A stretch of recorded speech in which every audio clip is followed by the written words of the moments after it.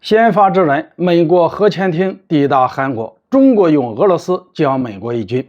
加强核武库迫在眉睫。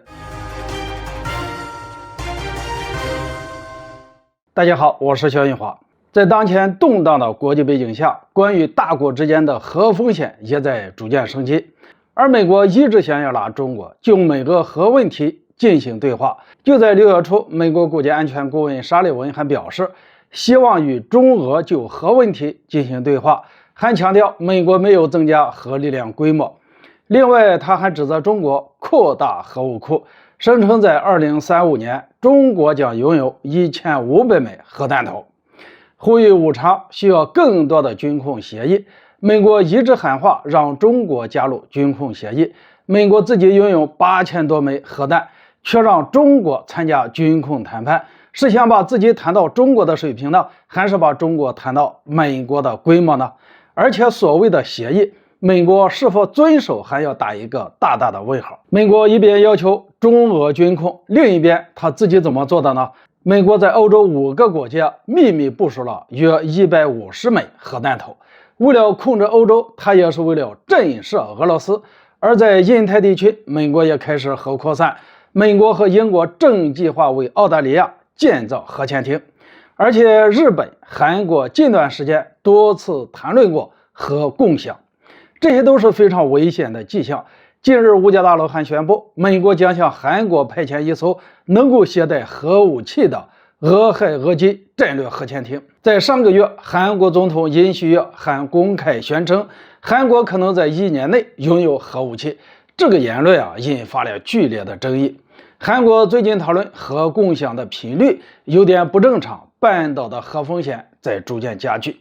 美国除了向盟友核扩散，也在积极加强自身的核力量建设。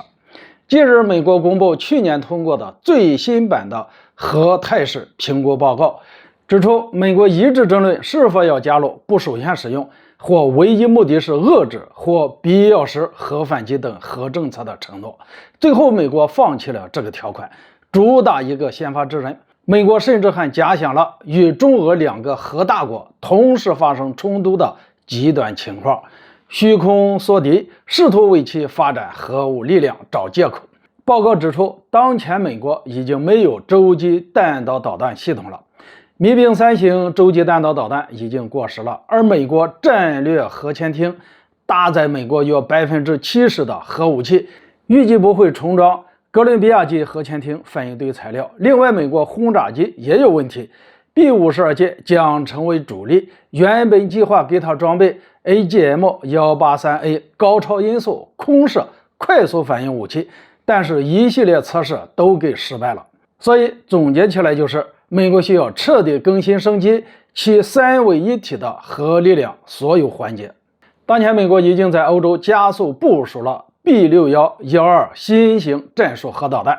而且还计划在日本、韩国、澳大利亚这些国家建立小多边核磋商机制情报，并仿照北约模式，把战略轰炸机、核潜艇等资产进行前沿部署，就部署在中国的家门口。这些都增加了核冲突爆发的风险。